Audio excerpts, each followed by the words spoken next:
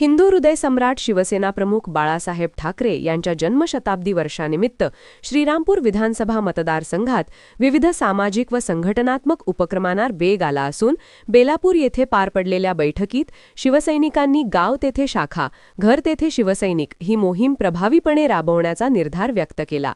तालुका प्रमुख लखनभाऊ भगत यांच्या प्रमुख उपस्थितीत झालेल्या या बैठकीत संघटन अधिक मजबूत करण्यावर भर देण्यात आला.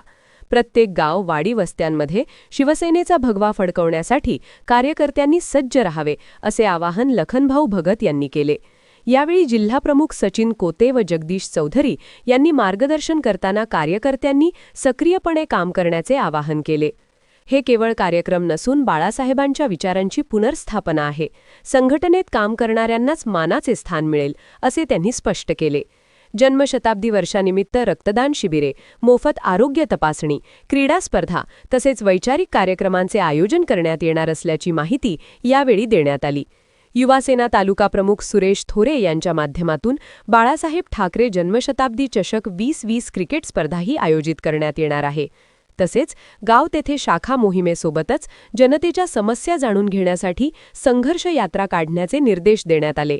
मतदार यादी पुनरीक्षण मोहिमेत सक्रिय सहभाग घेण्याचे आवाहनही कार्यकर्त्यांना करण्यात आले.